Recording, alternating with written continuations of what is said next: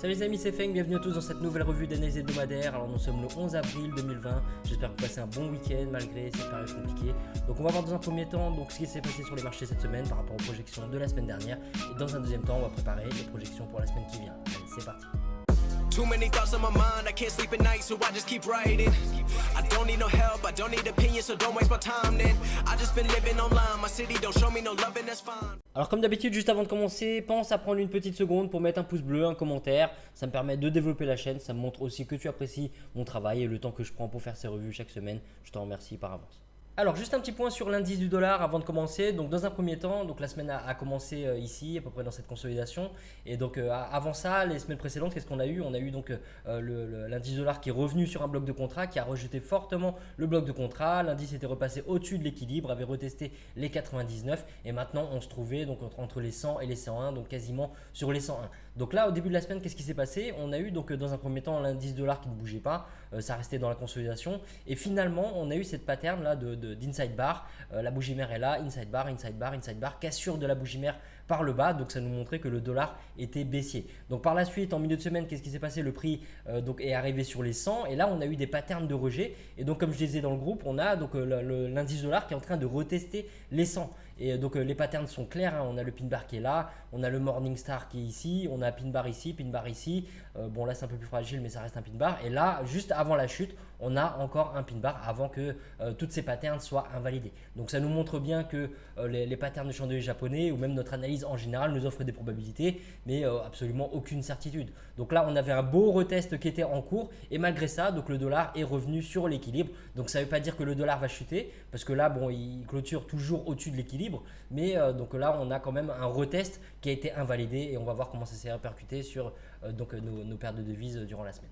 Alors on commence avec Euro-USD et dans un premier temps Euro-USD nous montre des patterns de rejet des 1,08 et de la même manière que l'indice du dollar nous a montré une pattern donc un harami avec une cassure de la bougie mère par le bas, bah tu vois sur Euro-USD on était bien sur une zone de valeur, on a donc inside bar ici, cassure de la bougie mère par le haut, on a aussi deux beaux pin bars ici qui nous montraient un rejet des 1,08 donc il était possible d'attraper dans un premier temps ce décollage sur Euro-USD, ça a été plutôt rapide hein, comme tu peux le voir en 3-4 bougies tu arrives sur les 1,09 voire même un petit peu plus. Alors forcément ça prend un peu plus de temps si tu es rentré sur les premiers pin bars mais la pattern elle était très claire, on était sur une zone de valeur donc il était possible d'attraper cette hausse là. Alors par la suite le prix il arrive sur les 1,09 et là donc de la même manière que l'indice du dollar qui rejette et qui reteste à la hausse et bah tu vois on a Euro-USD qui rebondit et là ça pourrait être un scénario bleu, sauf que d'un point de vue scénario bleu on n'a pas vraiment de pattern. Alors à la limite ici l'inside bar avec la cassure de cette bougie mère là mais sinon on n'a pas d'autres patterns au niveau des 1,09 et ça bon bah ça dépend aussi de ton broker. C'est possible que tu aies eu des patterns. Donc si tu es rentré sur les 1,09, tu avais un potentiel d'à peu près 75 pips avant de te faire sortir. Alors soit à break-even, soit tu prends ta perte hein, en fonction de ta manière de manager la position. Et donc sur la fin de la semaine, donc l'indice du dollar qui invalide le retest, donc comme on vient de voir, et ben ça nous fait que donc Euro-USD plutôt que de poursuivre sa chute, et ben il casse complètement les 1,09 et il arrive au-dessus des 1,09. On a une cassure pour l'instant, le scénario vert et on n'a pas de retest. Alors ici, il était possible aussi d'attraper donc le retest parce que quand tu regardes la cassure, alors non, en fait là ça dépend des brokers, mais là on n'a que 12 pips, d'accord? Donc la cassure elle n'est pas suffisante, mais sur certains brokers on avait une cassure qui était suffisante, qui faisait les 15 pips et derrière on avait la pattern, donc ce pin bar, donc il était possible de prendre une cassure retest. Donc tout dépend de ton broker. Si la cassure était suffisante et qu'elle faisait plus de 15 pips et que derrière tu as bien cette pattern de rejet en pin bar, à ce moment là tu auras pu prendre la cassure et le retest. Comme tu le sais, une cassure retest, le retest il peut arriver la bougie d'après ou plusieurs bougies après ou ne pas arriver du tout. Donc en fonction du niveau de cassure, tu pouvais prendre une cassure retest ici et te prendre une perte dans cette bougie là. Donc tout dépend de comment tu t'es positionné. Est-ce que tu t'es positionné dans le sens de la tendance parce qu'on est en dessous de l'équilibre? Bon, c'est un petit peu léger, mais donc on est en dessous de l'équilibre et l'équilibre pointe légèrement quand même vers le bas. Donc à ce moment là, tu as pu te prendre un break-even ou une perte. Ou bien tu as pris le scénario vert avec une cassure retest et là c'était pas optimal. Pourquoi? Parce que bon, bah, on est en dessous de l'équilibre, on n'a pas de surextension du prix et voilà, bah, comme j'ai dit, il n'y a pas de surextension du prix, donc c'était un petit peu fragile, la barrière technique était un petit peu proche, donc on pouvait prendre une perte. Donc tout dépend de comment tu t'es positionné sur ces scénarios là, mais sur Euro-USD le beau setup bah, il arrive dès le début de la semaine avec toutes ces patterns de rejet au niveau des 1,08 et ça va en harmonie avec l'indice dollar qui casse la bougie mère par le bas, donc il était possible d'attraper 100 pips voire plus même si tu as tenu ton trade. Alors je te montre quelques exemples donc de setup qu'on surveillait dans le groupe par rapport aux paires croisées, les paires corrélées à EURUSD. Et donc là on avait dans un premier temps EURGBP. Et donc dans le groupe sur le canal Discord je disais que on avait une englobante, on avait déjà le pin bar ici et donc on était à peu près dans cette zone là. Je disais que là le EURGBP continue de rejeter l'équilibre. Donc on a un setup de mean reversion en suivi de tendance. Donc la probabilité, si tu veux, c'est que le prix il chute. Et sauf que bon, l'équilibre il est quand même assez plat, donc le risque était là. Mais d'un point de vue des patterns, on a un beau rejet de l'équilibre. Et donc je disais que la bonne option, ça serait donc une cassure retest des 88, voire des 87,50, parce que bon, ça nous offrirait une confirmation par rapport à ce mean reversion en suivi de tendance. Donc celui-là, moi je l'ai attrapé au niveau des 88,13. Et donc comme tu peux le voir, à un moment donné, j'avais à peu près 90 pips de profit. Et je le tiens toujours parce que le danger quand tu prends comme zone de valeur l'équilibre et non pas donc nos zones institutionnelles, c'est que d'un point de vue du ratio risque-profit, si tu ne tiens pas ton trade, tu as un mauvais ratio. Et puis tu as des barrières techniques qui sont très très proches. C'est une zone qui est quand même assez encombrée. Donc je ne pouvais pas me contenter de prendre 90 pips ici ou même un petit peu moins, 80 pips. Il faut absolument que j'aille viser au moins les 87 voire les 86 pour que le ratio il soit intéressant. Donc pour ce trade là je le tiens toujours. On verra donc s'il se déroule bien ou si il revient à me sortir à break-even. Dans tous les cas les probabilités sont là, on a des patterns, c'est justifié techniquement. Donc ça c'est un trade à tenir pour la semaine prochaine. Alors au Roi UD, il y a eu un très très beau setup aussi avec deux possibilités d'entrée. Donc dans le groupe, je disais que le scénario rouge était en cours et qu'on avait à peu près 184 pips de profit. Et donc comme tu peux le voir, le premier retest, il n'est pas arrivé ici, mais il est arrivé ici. Donc là, on regarde. Alors comme tu sais, maintenant on surveille les 250 pips parce que Euro AUD est très volatile. Donc on a enlevé tout simplement les 100 pips. Et donc par rapport au 77,50, la cassure ici, comme tu peux le voir, on a à peu près 33 pips de cassure. Donc les 15 pips, on les a largement, on a le double. Donc on a la cassure qui arrive ici, le retest il vient ici, inside bar, cassure de la bougie mère par le bas. Donc on a la possibilité d'entrer que ce soit en agressif ou en safe. En agressif, on n'a absolument aucun drawdown, tu vois, le prix à aucun moment il va en négatif. Et donc si on rentre en safe, et c'est à la cassure de la bougie mère, c'est pareil, il y a un petit retracement ici et finalement donc le prix il chute et on avait un potentiel, alors j'ai mis dans le groupe d'à peu près 184 pips. Alors je disais aussi qu'on arrive sur l'équilibre. Donc ça c'est une barrière technique à surveiller, il faut faire attention. Donc si on protège notre position et qu'on a donc un potentiel de 180 pips ici, on peut se faire sortir à break-even derrière. Mais si donc on n'a pas attrapé la première opportunité de cassure retest sur les 77,50, et on a encore la cassure retest qui arrive ici, tu vois, c'est magnifique. On est en plein sur les flèches que j'ai mis et ceux qui font partie du groupe savent très bien que j'ai pas modifié les flèches pour que ça corresponde à ce qui s'est passé, mais les flèches elles étaient déjà posées ici avant même que ça arrive. Donc on a donc la cassure, là une cassure très très franche. On a le retest qui arrive, inside bar, cassure de la bougie mère par le bas. Le seul risque bien sûr c'est l'équilibre, mais le retest en lui-même il est beau. Les patterns du price action sont bien sur la zone de valeur, les patterns sont clairs, donc il était possible d'attraper donc un potentiel. Depuis les 77,50, forcément tu vois on a sur 571 pips. Donc c'est un potentiel bien sûr, hein, c'est pas forcément ce que tu vas attraper parce que tu vas manager ta position en fonction des différentes barrières techniques qui sont en chemin. Mais même si tu rentres donc à la cassure de la bougie mère par le bas, tu vois il y avait un potentiel de 458 pips. Donc là-dessus tu peux largement attraper tes 150, 200 voire 300 pips. Alors un autre exemple donc sur une paire croisée à l'euro, donc euro JPY, un beau setup qu'on a surveillé cette semaine dans le groupe. Donc cassure retest des 117,50, c'est un scénario vert comme tu peux le voir. Dans un premier temps on a une cassure très très franche et puis on a le retest qui vient avec différents patterns, là tout dépend de ton broker. La seule chose qui pouvait faire peur c'est ce pin bar qui est en harmonie avec la tendance. Et donc je disais dans le groupe qu'on avait donc une grande bougie qui cassait la bougie mère par le haut. Donc on a des inside bars qui sont là, tu vois, la bougie mère est là, inside bar, cassure de la bougie mère par le haut. Et je disais dans le groupe qu'on avait donc la cassure de la bougie mère par le haut et que si la bougie clôturait comme ça, on pouvait avoir un retour à l'équilibre. Je disais qu'il fallait faire attention à la clôture de la bougie parce que quand cette bougie est en cours, rien ne te dit qu'elle va pas finalement finir avec un pin bar énorme comme ici avec une clôture qui serait ici. Et à ce moment-là, on serait encore dans le range de cette bougie mère. Donc c'est pour ça qu'il fallait surveiller tout simplement la fermeture de cette bougie mère et de cette bougie de force haussière. Et donc ça nous confirmait donc la cassure de la bougie mère par le haut. Et comme tu peux le voir derrière, le retour à l'équilibre s'est bien produit. Les risques c'était quoi? C'était donc le bloc de contrat, le point pivot, donc en harmonie avec la tendance.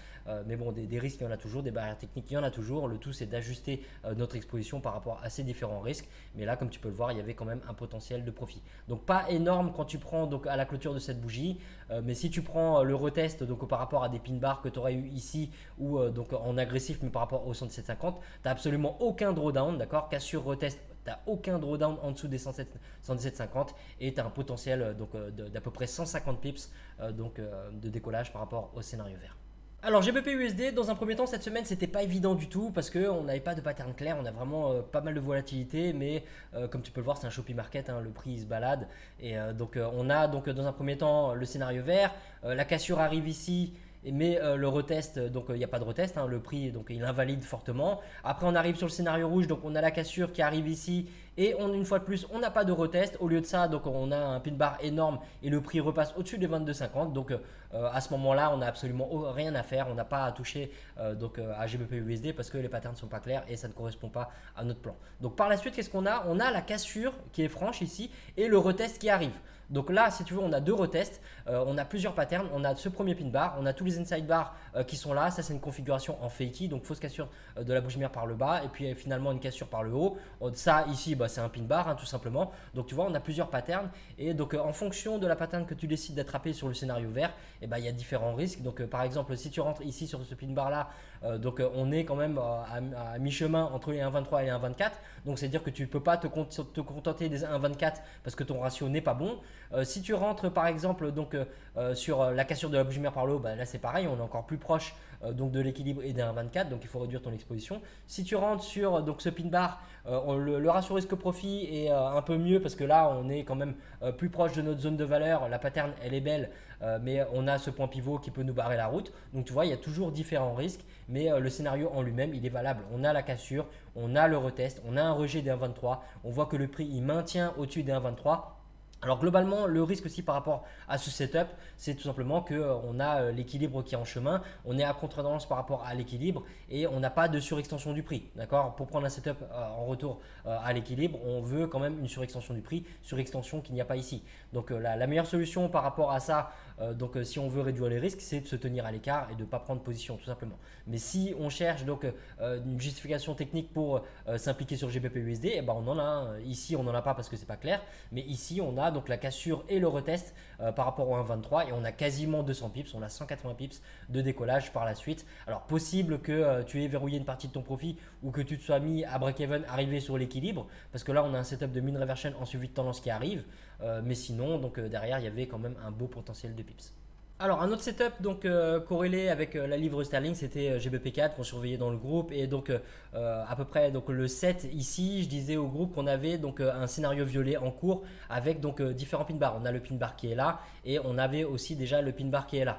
Donc on est au-dessus de l'équilibre, rejet de l'équilibre dans le sens de la tendance, même si c'est léger, on voit bien que l'équilibre pointe vers le haut. Donc il y avait un beau setup ici et le potentiel de pips, on voit qu'on a quasiment 250 pips de potentiel. Alors moi celui-là je suis rentré à peu près aux alentours des 73,09, je le tiens toujours, mon objectif minimum c'est 75, donc même s'il se retourne et qu'il me sort à break-even, c'est pas grave, au moins je respecte mon plan, mais le setup en lui-même. Alors je disais aussi durant la semaine que le mean reversion il se réveille, à ce moment-là quand il a clôturé au-dessus du point pivot, je disais que le mean reversion se réveille et qu'il clôture au-dessus du point pivot, donc c'était l'occasion aussi de surveiller ce setup là. Et juste à partir du point pivot, il y avait quand même un potentiel comme tu peux le voir de 125 pips. Donc là tu peux te faire sortir à break-even à partir de là parce que le prix maintenant il s'en approche, mais dans tous les cas le scénario violet, quasiment 250 pips de potentiel cette semaine. Alors UJ cette semaine, on a un beau setup. Alors il n'est pas tout à fait complété encore, mais on est en profit dessus. Donc je disais dans le groupe privé qu'on avait le scénario bleu en cours avec cette belle englobante. Tu vois le scénario était valable. Alors je disais de faire attention quand même à l'équilibre qui représentait une barrière technique qui est en plein milieu. Et voilà, le setup il est complètement valable. Celui-là je l'ai attrapé aux alentours des 108,90 et celui-là je l'ai coupé manuellement quand le dollar a retesté. D'accord, en gros je sors à break-even sur celui-là. Et est-ce que je regrette le fait d'avoir coupé alors que le prix a continué dans le même sens? Non, parce que j'ai pris une décision qui était basée sur de la technique. D'accord, c'était pas émotionnel, c'était pas une intuition, c'était vraiment par rapport à ce dollar qui retestait à la hausse et qui risquait d'amener UJ à la hausse. Donc absolument aucun regret dessus. Par contre, si toi tu le tiens toujours, surtout qu'on a eu des belles patterns aussi par la suite, et bah, tu es largement en profit. Tu as à peu près 60-70 pips de profit et on verra pour la semaine prochaine ce que ça donne. Le premier objectif minimum pour avoir un ratio risque au profit intéressant, donc c'est au minimum les 108. Alors AUD/USD dans un premier temps cette semaine, donc le prix arrive sur les 61 et donc comme je disais dans le groupe, on a la cassure, on n'avait pas de retest, donc aucune raison de chasser ce mouvement à la hausse. Donc, alors, on a aussi ici le scénario bleu qui arrive. On n'a pas de pattern, d'accord? On a vraiment juste inside bar ici. Et comme tu peux le voir, on n'a pas de cassure de la bougie mère par le bas, à peu de choses près. Et au lieu de ça, qu'est-ce qu'on a? On a une englobante haussière qui clôture au-dessus du point pivot. Donc, tu vois, le scénario il est complètement invalidé. Il n'y a pas de raison de s'impliquer, à moins de rentrer en agressif. Et à ce moment-là, tu prends une perte, mais il n'y a rien à regretter parce que tu es en harmonie avec la tendance. Donc, après ça, donc, AUD/USD, comme je t'ai dit, donc, on a la cassure, on n'a pas de retest, on ne le chasse pas. Et donc, la cassure retest arrive à ce moment-là. D'accord, on a vraiment donc la cassure qui est ici, le retest qui vient ici, et donc à ce moment-là, il était possible de s'impliquer sur un achat. Le risque, c'était cet équilibre qui pouvait nous offrir un setup de mean reversion en suivi de tendance, surtout que là, on a un pin bar, donc tu vois, il faut choisir ton camp. Hein. C'est soit tu prends donc le mean reversion en suivi de tendance, et à ce moment-là, tu prends une perte. Donc c'est pas une zone de valeur, hein. Normalement tu trades sur tes incits, mais si tu as décidé de trader donc le mean reversion en suivi de tendance, comme par exemple j'ai fait sur EuroGBP, et bah à ce moment-là tu prends une perte et c'est pas méchant parce que les probabilités sont quand même là. Donc si par contre donc tu prends pas le mean reversion en suivi de tendance et que tu attends, alors tu peux très bien rentrer sur le mean reversion en suivi de tendance et voir que finalement on a un retest par la suite. D'accord, donc à ce moment-là tu peux couper ta position et te positionner sur le retest, et là le retest il paye. Donc tu peux prendre une petite perte et derrière attraper donc un potentiel d'à peu près 168 pips. Donc sur les 168, tu peux largement attraper 100-120 pips sur cette belle hausse là. Donc sur AUD/USD, pas de raison de rentrer sur le scénario bleu. Cassure, pas de retest donc par rapport au 61, donc on ne s'implique pas. Derrière, donc on a une cassure retest des 62. Si tu rentres en agressif ici, parce que comme tu peux le voir en safe, on n'a pas de pattern de rejet, tu as largement le temps donc de te faire sortir à break-even, tu prends pas de perte. Ici, la cassure retest, c'est plutôt propre. Donc tout dépend aussi des patterns que tu as eu sur ton broker. Le risque c'était donc cet équilibre, mais c'est un setup qui était valable. Donc cassure retest des 62 pour un potentiel d'à peu près 160 pips. Alors NZD/USD, on avait la même chose que sur AUD/USD. Donc dans le groupe mardi, je disais que on avait la même configuration, on avait une cassure et pas de retest, donc aucune raison de chasser le prix, hein, surtout que bon, c'était une zone à risque, on était dans le bloc de contrat, on avait aussi le point pivot qui était ici, donc pas de raison d'y toucher. Et je disais qu'il fallait maintenant surveiller les réactions du price action sur les 60. Et donc sur les 60, qu'est-ce qui s'est passé? Alors dans un premier temps, le prix il arrive sur les 60, là tu as pu avoir des patterns de rejet, et à ce moment-là, tu peux prendre une perte si tu prends un mean reversion en suivi de tendance. On n'est pas en plein sur l'équilibre, mais on a en harmonie avec la tendance et au plus proche donc de l'équilibre, donc c'est un setup qui reste valable, d'accord? Donc tu peux prendre une perte sur le rejet des 60 et par la suite qu'est-ce qui se passe? Donc le prix NZD/USD casse et reteste les 60, et donc si tu surveilles toujours cette zone clé, et ben tu pouvais attraper cette hausse. Donc là on a un tel bar qui est haussier, tu as pu avoir d'autres patterns selon ton broker, et donc le tout c'était de ne pas attraper bien sûr cette grande englobante qui ferme juste au niveau de l'équilibre, parce qu'à ce moment là on a plutôt un setup de mean reversion en suivi de tendance qui arrive, donc là c'est compliqué. Par contre si tu prends le retest au niveau des 60, et ben tu peux même couvrir ta perte si tu t'étais impliqué sur le trade qui était là avant, et donc pour un potentiel d'à peu près 100 pips avant la clôture du marché. Alors USD4 pour cette semaine, donc dans un premier temps, le prix arrive sur les 1,41 et comme je disais dans le groupe, on n'a pas eu de retest, on a eu la cassure seulement, donc pas de raison de chasser le prix. La seule entrée possible, je disais que c'était donc l'inside bar qui est là, inside bar, cassure de la bougie mère par le bas. Donc mis à part cette pattern là par rapport au 1,41, il n'y avait absolument aucune raison de chasser ce mouvement là.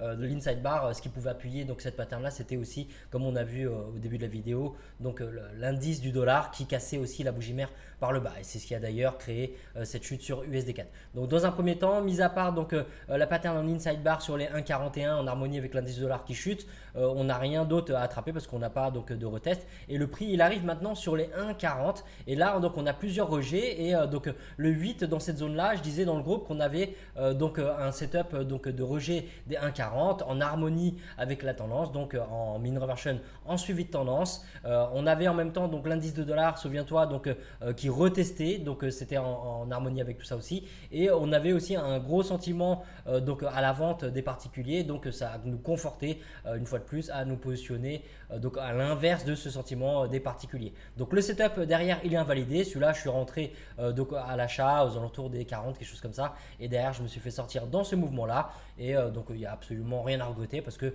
techniquement tout était là, l'analyse est bonne, donc il faut vraiment pas dévier du plan et se dire que bon bah voilà les setups ils peuvent être bons, on peut bien faire notre boulot et derrière se prendre une perte, il faut tout simplement maintenant se focus sur la suite. Donc on verra en deuxième partie, mais maintenant on a des patterns de cassure au test des 1,40, mais c'est compliqué parce qu'on est toujours au-dessus de cet équilibre.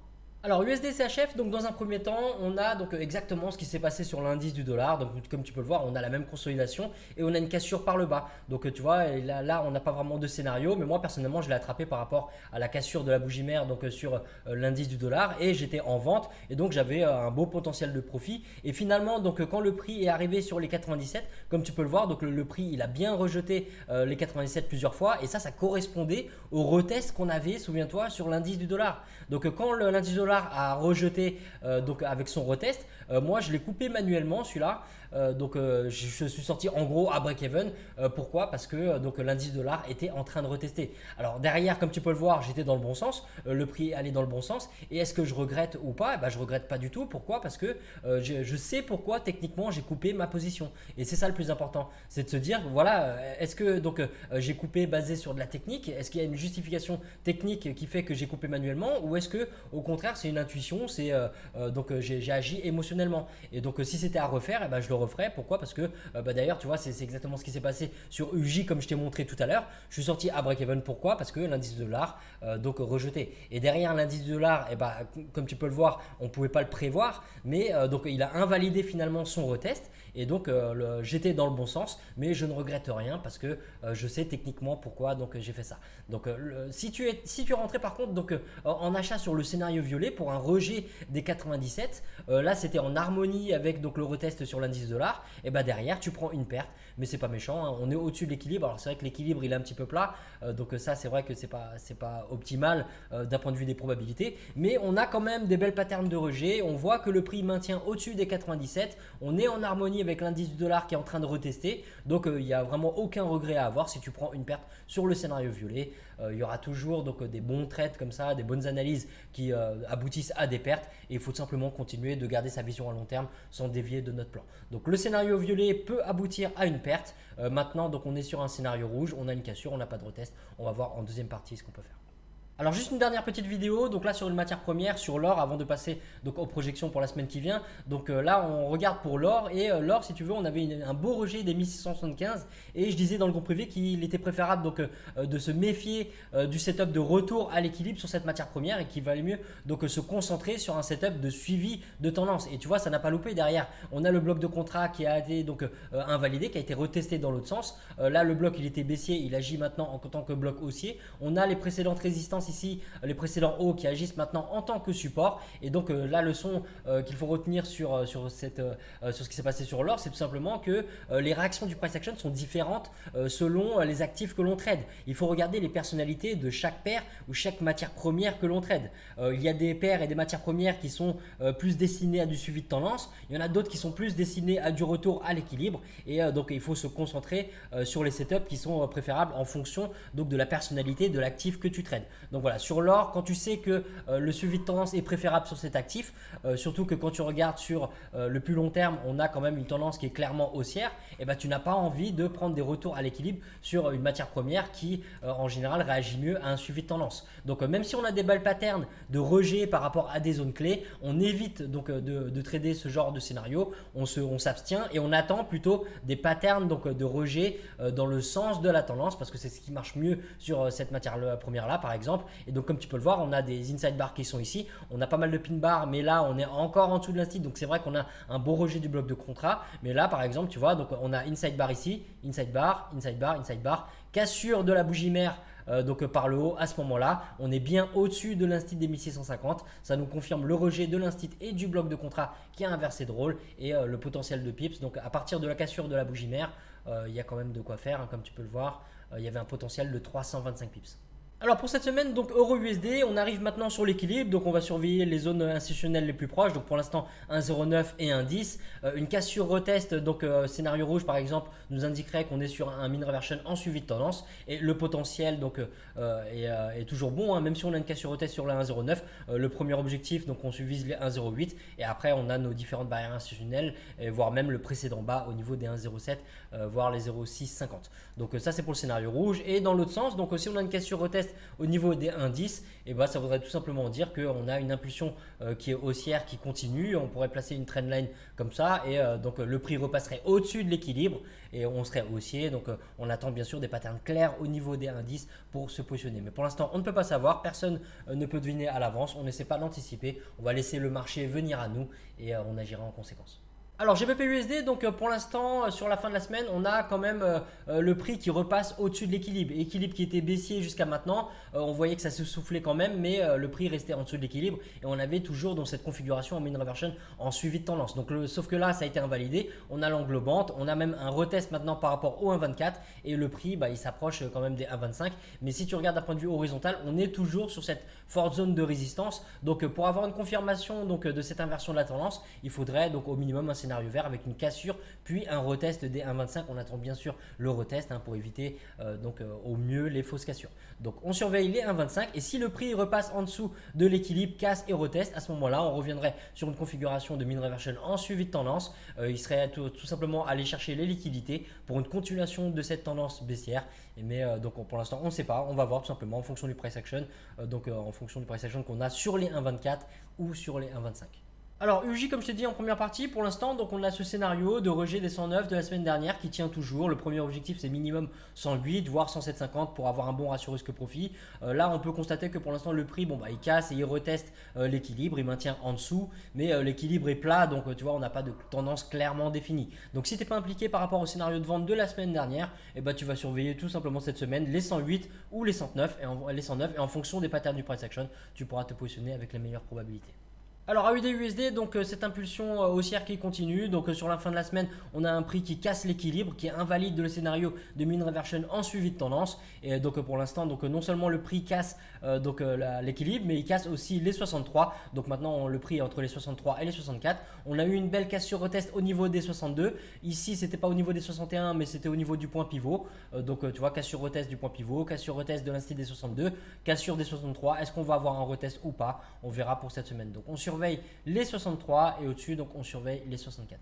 Alors NZD/USD, donc c'est un petit peu comme AUD/USD. Pour l'instant on est sur une impulsion haussière comme on peut le voir avec ce bas de canal et le prix il repasse au-dessus de l'équilibre, il clôture au-dessus de l'équilibre. Donc c'est moins flagrant que AUD/USD, mais pour l'instant le prix il consolide quand même au-dessus de cet équilibre et juste en dessous de l'instit des 61. Donc on a une belle cassure retest des 60 et donc pour l'instant on va voir tout simplement comment le prix réagit sur notre zone institutionnelle des 61 ou sur la zone des 60. Alors en cas de cassure retest des 60, scénario rouge, tu feras quand même attention au point pivot là qui est quand même assez proche, qui représente une barrière technique, donc pense à réduire ton exposition et si tu attends une clôture en dessous du point pivot, ne te contente pas des 59 comme take profit parce que tu veux quand même te concentrer sur un ratio risque-profit intéressant. Alors USD4, donc après l'invalidation du rejet des 40 de la semaine dernière, le prix maintenant casse et reteste les 1,40 à la baisse. Donc là on a un scénario de vente, sauf que là on arrive sur un mean reversion en suivi de tendance. Donc là il y a conflit entre les deux. Soit tu te positionnes sur une cassure retest et à ce moment-là c'est à dire que tu mises sur cette impulsion baissière. On voit qu'il y a un genre de canal baissier et là tu prends le risque par rapport à l'équilibre.